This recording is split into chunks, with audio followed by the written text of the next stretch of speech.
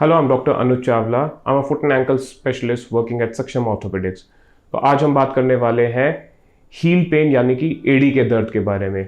तो सबसे पहले हम बात करेंगे कि हील पेन होता किस किस वजह से है।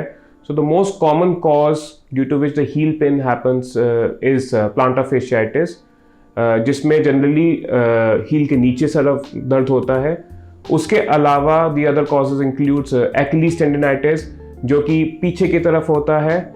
एंड नॉट जस्ट दैट, कभी किसी स्ट्रेस फ्रैक्चर की वजह से, इंजरीज की वजह से, टेंडन की इन्फ्लेमेशन की वजह से, या बच्चों में एक डिजीज जिसको हम कहते हैं सीवियर्स डिजीज, उसकी वजह से भी हील पेन हो सकता है। तो सबसे पहले हमारे को ये जानना जरूरी है कि एड़ी में यानी कि हील में क्या क्या नॉर्मल स्ट्रक्चर्स हैं। So when we talk about plantar fasciitis, so अगर हम ये देखें, this is the heel and this is the heel bone which we call as calcaneum. तो ये इसके जो लोअर पोर्शन है, जो कि हमेशा ग्राउंड पे टच करता है, यहां से एक बैंड निकलता है जिसको हम कहते हैं plantar fascia. This band starts from the heel and it goes all the way to all the 5 toes. इसकी इन्फ्लेमेशन की वजह से जो है प्लांटर फेशियाइटिस होता है। और जब प्लांटर फेशियाइटिस होता है तो लोगों को एड़ी के निचले वाले हिस्से में ज्यादा पेन होता है, and that pain gets aggravated when you wake up in the morning. और जब आप सबसे पहला स्टेप रखते हैं उस टाइम पे ये जनरली बहुत ज्यादा होता है, और जैसे जैसे आप चलना शुरू करते हैं दर्द कम हो जाता है। So this is the pain due to plantar fascia या प्लांटर फेशियाइटिस। उसी तरह से पीछे की तरफ अगर हम देखें, बैक ऑफ द हील में यहां पर एक मसल अटैच होती है जो हम कहते हैं Achilles tendon, which is the strongest muscle और the strongest tendon of the body. उसकी इन्फ्लेमेशन की वजह से जो होता है उसको हम एक्लीज टेंडनाइटिस कहते हैं। इसमें पेशेंट्स को जनरली पेन जो है वो पीछे की तरफ एडी में होता है, और it is associated with some form of swelling as well. So now let us talk about what are the risk factors, or which kind of people are more prone to develop these kinds of symptoms or these kind of conditions. So plantar fasciitis की अगर हम बात करें तो सबसे ज़्यादा common वो होता है फॉर इन दोज पीपल जो बहुत ज़्यादा टाइम तक नंगे पाँव या फिर जो हार्ड सरफेस है, कंक्रीट फ्लोर्स हैं, उस पर खड़े होते हैं। दूसरा कॉमन रीजन है having a walking either barefoot या फिर यूजिंग एन इम्प्रॉपर फुटवेयर जिसमें आर्च सपोर्ट ज़्यादा नहीं है या हील कुशनिंग ज़्यादा नहीं है। सो इसके अलावा जनरली ओबीज पीपल, फीमेल्स और सिडेंटरी लाइफस्टाइल, इन सब कंडीशंस में प्लांटर फेशियाइटिस काफ़ी ज़्यादा कॉमन है। आर्च एब्नॉर्मेलिटीज या फिर फुट एंड एंकल कंडीशंस जैसे कि आर्थराइटिस, फ्लैट फुट या हाई आर्च फुट, इन सब लोगों में भी प्लांटर फेशियाइटिस या एक्लीज टेंडिनाइटिस होने के प्रॉब्लम ज़्यादा होते हैं। एंड एक्लीज टेंडिनाइटिस का स्पेसिफिक एक रीज़न है for those who are running a lot but not on a regular basis but in spurts, जिसको हम कहते हैं वीकेंड वॉरियर्स, कि पूरा का पूरा दिन जो है वो ऑफिस में काम करते हैं लेकिन सैटरडे और संडे को they go out for a run. So उन कंडीशंस में एक्लीज टेंडिनाइटिस होने के काफ़ी ज़्यादा प्रोबेबिलिटी होती है।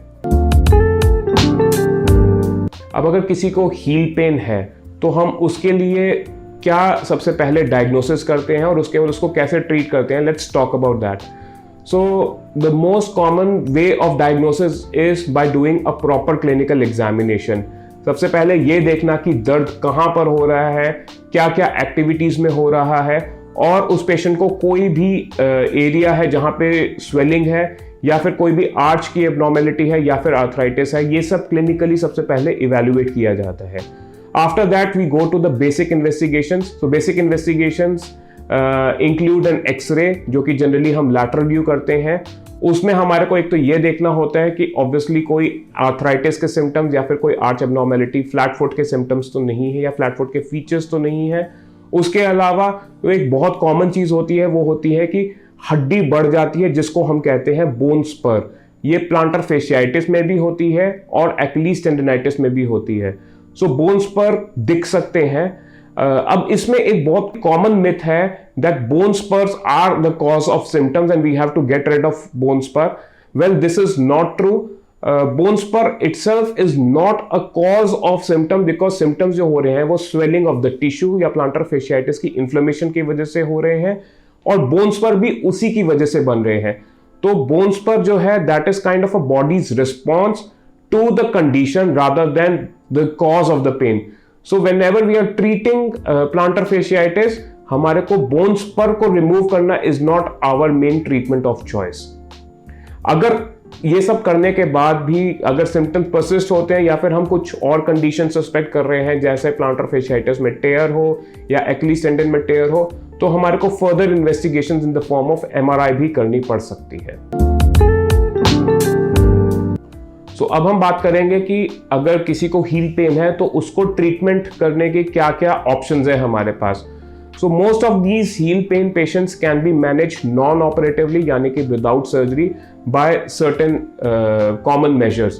So most common measures that can be used in heel pain includes physiotherapy. Exercises बहुत ज़्यादा ज़रूरी है for both plantar fasciitis and Achilles tendinitis, और उसके लिए एक dedicated rehab plan बहुत ज़्यादा ज़रूरी है. So when we talk about plantar fasciitis, generally calf stretching exercises, plantar fascia setting exercises, frozen can roll or foot strengthening exercises are important. When we talk about Achilles tendinitis, so generally again calf stretching exercises और उसके अलावा Achilles tendon की strengthening exercises, which includes first of all a concentric strengthening exercise और उसके बाद eccentric strengthening exercises. ये basically in short exercises play the most important role. उसके अलावा having a cushioned फुटवेयर जिसमें हील का कुशन बहुत अच्छा हो, avoiding walking barefoot, reducing weight, certain medications and sometimes taping etcetera can be helpful. Most of the patient, I would say, in fact 70 to 75% of the patients, they get better with these modalities. But उसके अलावा अगर इनसे भी ठीक नहीं हुआ तो what are the options that we have? Well, बहुत लोग आपको steroid advice करेंगे for heel pain. I personally do not prefer them because उनका short term relief तो होता ही है, but on a longer run they can cause damage to either the Achilles tendon or they can predispose a patient to have a tear of the plantar fascia as well. So steroid, a judicious use is okay, but not repeated use of steroid injections. Another option that can be considered in such patients is injection of something called as PRP or a platelet-rich plasma. Platelet-rich plasma क्या होता है? That we take out the blood from the patient's body itself.